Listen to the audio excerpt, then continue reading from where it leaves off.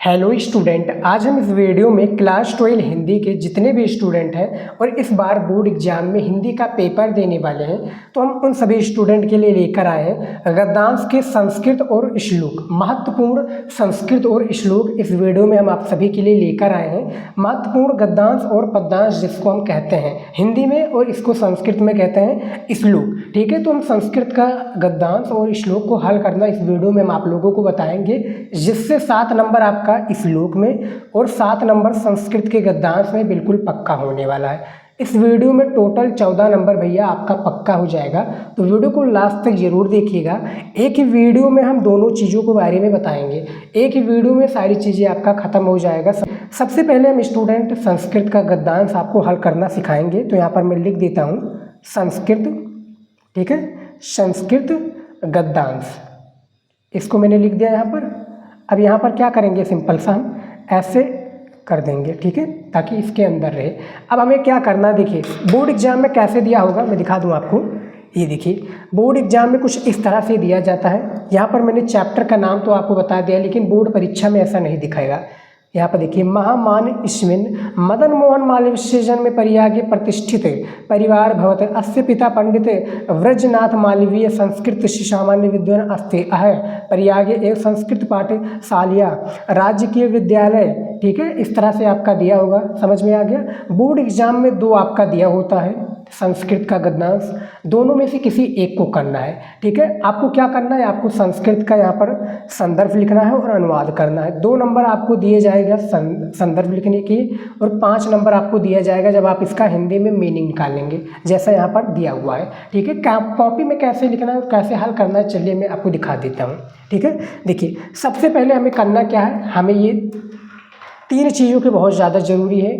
एक आपका black sketch, एक आपका ब्लैक पेन, एक आपका ब्लू पेन। ठीक है, ये 3 चीज़ें होंगी तभी हम कॉपी को लिख पाएंगे और चाहे जो भी क्वेश्चन हो उसका आंसर दे पाएंगे। ठीक है, तो अब हम करेंगे क्या, यहाँ पर संकेत लिखेंगे। ठीक है, अब संकेत क्या होता है, आप लोग सोचेंगे कि सर संकेत क्या है। देखिए संकेत ये होता है कि एग्जामिनर को बताने के लिए कि हम ये वाला गद्यांश को हल कर रहे हैं, यानी ये वाला महामना मालवीय वाला हम हल कर रहे हैं।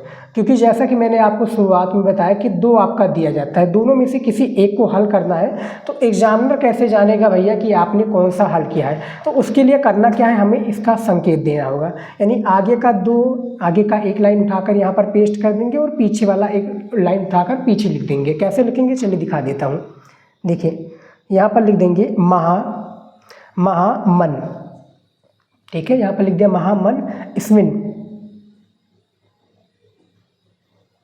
ठीक है, इस तरह से मैंने लिख दिया। अब इसको क्या कर देंगे, ऐसे कर देंगे, फिर यहाँ पर ऐसे डॉट डॉट डॉट डॉट करते चले जाएंगे। लास्ट में क्या लिखा है, अमुहत, अमुअहत हत। ठीक है, इस तरह से लिख देंगे। ये देखिए थोड़ा ख़त्म हो चुका है, अमुह, यहाँ पर इस तरह से लिख देंगे। ठीक है, ये हो गया, डॉट डॉट हो गया। अब क्या करेंगे, यहाँ पर हमें क्या करना है, जैसे कि हमने जान लिया, अब हमें क्या लिखना है, संदर्भ लिखना है। जैसा कि मैंने आपको दिखा दिया संस्कृत का गद्यांश, अब हमें यहाँ पर संदर्भ लिखना है। ठीक है, तो यहाँ पर हम सिंपल सा इस तरह से लिखेंगे संदर्भ। ठीक है, संदर्भ लिख दिया हमने, ऐसे कर देंगे, हमारा संदर्भ हो गया। अब हमें क्या करना है, यहाँ से संदर्भ लिखना है, यानी हमें ये बताना है एग्जामिनर को कि ये किस चैप्टर से लिया गया है। ठीक है, तो चैप्टर का नाम बताने के लिए हमें यहाँ पर संदर्भ लिखना पड़ेगा। तो चलिए देख लेते हैं संदर्भ कैसे लिखते हैं। प्रस्तुत गद्य खंड हमारी, प्रस्तुत यहाँ पर देखिए गद्य खंड हमारी पाठ्य पुस्तक की, हमारी पाठ्य पुस्तक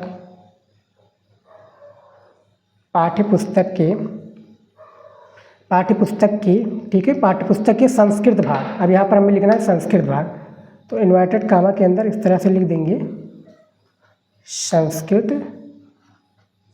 भाग। ठीक है, संस्कृत भाग होगा कि महामना। अब यहाँ पर चैप्टर का नाम हमारा आ जाएगा, जैसे कि चैप्टर का नाम मैंने दिखा दिया था, लेकिन बोर्ड एग्जाम में आपको देखने को नहीं मिलेगा। यहाँ पर हम क्या लिख देंगे, महामना। ठीक है, इस तरह से महामना मालवीय। महामना मालवीय। ठीक है, ये हो गया। अब ये हमारा हो गया, इसको भी इन्वर्टेड कामा के अंदर कर देंगे। नामक पाठ से अवतरित है। अब यहाँ पर क्या लिखेंगे, नामक पाठ से अवतरित है, नामक पाठ से अवतरित है, नामक पाठ से अवतरित है। ठीक है, ये इस तरह से मैंने लिख दिया। ये हमारा संदर्भ हो गया। अब यहाँ पर 2 नंबर कंप्लीट हो जाएगा जब आप इतना लिख देंगे कि प्रस्तुत गद्य खंड हमारी पाठ्य पुस्तक के संस्कृत भाग के महामना मालवीय नामक पाठ से अवतरित है, तो 2 नंबर आपका फिक्स हो जाएगा, यहाँ पर कोई नहीं काटेगा। तो ये हमारा हो गया। अब हमें क्या करना है, अनुवाद करना है। तो हम क्या करेंगे, यहाँ पर लिख देंगे सिंपल सा अनुवाद। ठीक है, यहाँ पर अनुवाद लिख देंगे और नीचे अंडरलाइन कर देंगे। अब अनुवाद चलिए देख लेते हैं कैसे करना है आपको, मैं दिखा दूँ आपको। ये देखिए, जैसे ये दिया हुआ है ना, तो इसका हमें हिंदी में मीनिंग बताना। जैसे यहाँ पर अनुवाद दिया कि महामना महाबुद्धिमान मदन मोहन मालवीय का जन्म। ठीक है, ऐसे ही हमें करना है। मदन मोहन मालवीय का जन्म प्रयाग प्रतिष्ठित परिवार में हुआ। इनके पिता पंडित ब्रजनाथ मालवीय संस्कृत के प्रतिष्ठित विद्वान थे। अब चलिए लिखकर मैं भी आपको दिखा देता हूँ थोड़ा। देखिए, महामना, थोड़ा मैं लिख के दिखा देता हूँ आपको। महामना, जिसको महाबुद्धिमान कहा था, महामना मदन मोहन मालवीय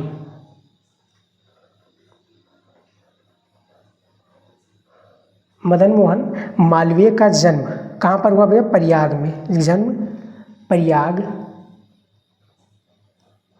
देखिए प्रयाग के प्रतिष्ठित परिवार, प्रयाग के प्रतिष्ठित सम्मानित, यानी प्रयाग एक प्रतिष्ठित, जिसको ब्रैकेट में सम्मानित भी हम लिख देते हैं,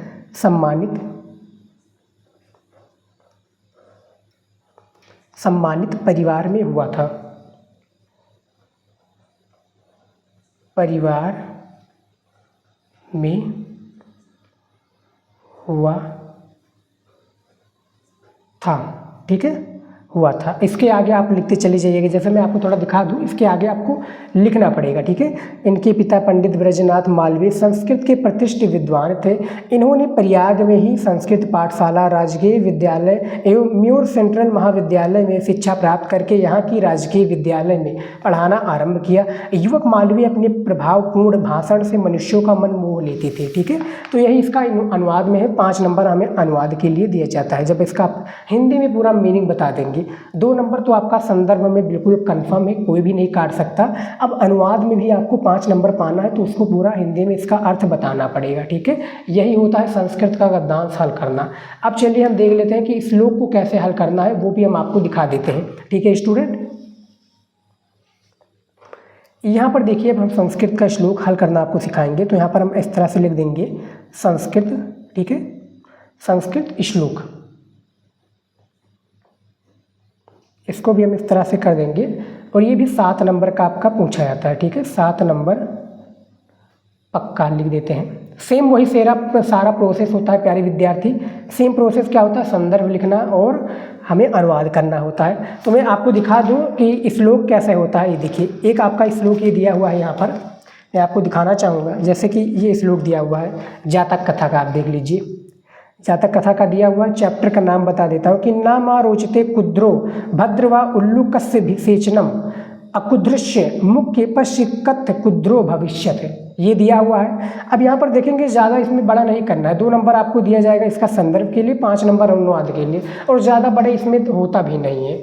और यहाँ पर भी 2 दिया जाता है। श्लोक में भी सेम प्रोसेस है, आपको 2 श्लोक बोर्ड एग्जाम में दिए जाएंगे। ठीक है, तो श्लोक में भी भैया हमें संकेत डालना बहुत ज़्यादा ज़रूरी है। ठीक है, ताकि एग्जामिनर को पता चले कि कौन सा हल कर रहे हैं। तो ठीक है, यहाँ पर हम लिख देंगे इस तरह से संकेत। ठीक है, संकेत हम इस तरह से लिख देते हैं। संकेत में क्या लिखेंगे, हम वही लिखेंगे जैसे कि दिया हुआ कि ना मा रोचते, तो हम ये वाला हल कर रहे हैं ना कि ना मा रोचते। ठीक है, अब इसको ऐसे ऐसे ब्रैकेट के अंदर कर देंगे, यानी पूरा डॉट डॉट करते चले जाएंगे। और क्या लिखेंगे, भविष्यत, यहाँ पर हम लिख देंगे भविष्यत। ठीक है, इस तरह से मैंने लिख दिया, ये हो गया। अब एग्जामिनर को भैया कोई भी दिक्कत नहीं होगी कि बच्चे ने कौन सा हल किया है। अब उसको पता चल जाएगा कि बच्चे ने फर्स्ट का हल किया या सेकंड वाला हल किया श्लोक, ठीक है। अब हमने ये बता दिया, अब हमें क्या करना है, संदर्भ लिखना है। सेम प्रोसेस सेम वही है, बस श्लोक में क्या होता है, थोड़ा छोटा में होता है और संस्कृत के गद्यांश में थोड़ा बड़े में लिखना होता है। तो यहाँ पर भी हमें संदर्भ लिखना है, ठीक है। संदर्भ हम ऐसे लिखेंगे और नीचे इसे अंडरलाइन कर देंगे।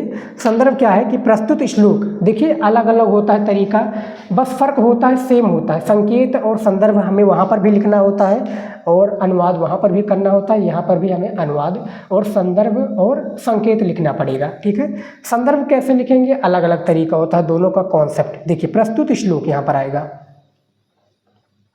प्रस्तुत श्लोक, ठीक है।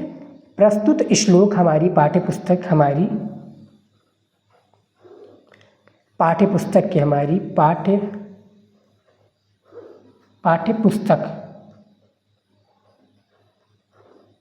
पाठ्यपुस्तक के, ठीक है, पाठ्यपुस्तक के संस्कृत भाग,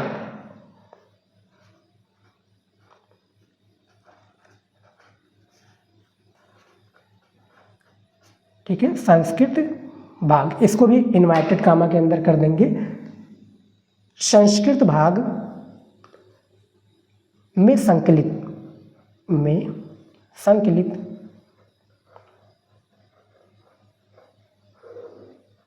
ठीक है, में संकलित। अब हमें यहाँ पर चैप्टर का नाम लिखना है, संकलित जातक कथा,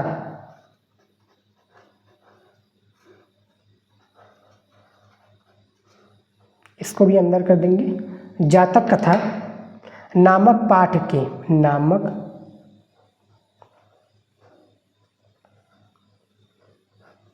के उल्लू का जातकम, उल्लू यहाँ पर देखिए उल्लू कजा, ठीक है, कजा कतम, ये हो गया। यहाँ पर आपने इतना लिख दिया, उल्लू कजातम, ठीक है, उल्लू कजातम। शीर्षक से अवतरित है, यहाँ पर हम इस तरह से लिख देंगे शीर्षक, ठीक है। शीर्षक से क्या है, अवतरित है, शीर्षक से अवतरित है,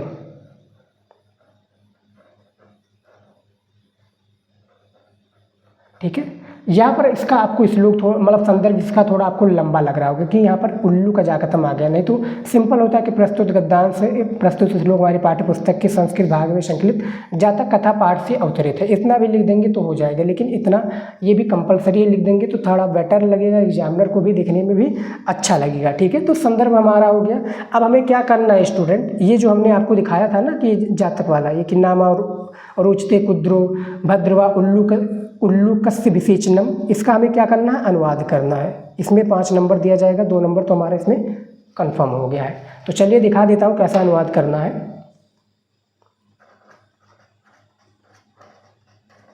ठीक है। अनुवाद यहाँ पर हम लिख देंगे और अनुवाद हम इसका पूरा अर्थ निकाल देंगे, ठीक है, अर्थ बताएंगे। देखिए अर्थ कैसे है कि तुम्हारा उल्लू का, यहाँ पर मैं लिख देता हूँ, तुम्हारा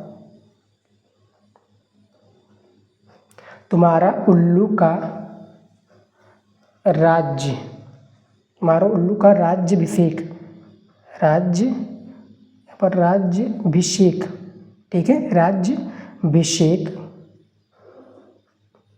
मुझे अच्छा, यहाँ पर देखिए मुझे, ठीक है, यहाँ पर इतना लिख दिया, मुझे अच्छा नहीं लगता, मुझे अच्छा, ठीक है, मुझे अच्छा नहीं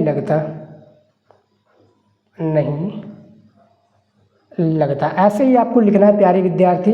फिर आपका कोई भी एग्जामिनर नंबर नहीं काटेगा, पूरा नंबर देगा। इस क्रोध विहीन, ठीक है, क्रोध विहीन, इस क्रोध विहीन का मुख देखो, का मुख देखो, ठीक है, हो गया। मुख देखो क्रोध से कैसा होगा, मुख देखो भैया क्रोध से, ठीक है, क्रोध से कैसा होगा, क्रोध से कैसा होगा, ठीक है, या क्रोध से इसे क्वेश्चन मार्क भी लगा देते हैं। तो ये अनुवाद हो गया। जैसे इसमें बताया गया कि नामारोचित उद्रभाग उल्लू का विशेषणम, कि तुम्हारा उल्लू का राज्याभिषेक मुझे अच्छा नहीं लगता, यहाँ तक हो गया। फिर लगा है कि अद्रुकस्य मुख्य पश्चिकथ है कुद्रो भविष्यत है, यानी क्रोध विहीन का मुख देखो क्रोध से कैसा होगा, यानी उल्लू की यहाँ पर बात की जा रही है। ठीक है, संदर्भ हमने लिख दिया कि प्रस्तुत श्लोक पाठ्य पुस्तक के संस्कृत भाग से संकृत जातक कथा नामक पाठ से उल्लू का जात्मक शीर्षक से अवतरित है। ठीक है, इस तरह से आपको श्लोक लिखना है। 2 श्लोक दिए जाते हैं जिनमें से एक लिखना है। संकेत आप हर एक पेपर में डालिएगा। ठीक है, संकेत के हिसाब से एग्जामिनर कॉपी चेक करता है और आपको 7 नंबर देकर आगे बढ़ जाएगा। ठीक है।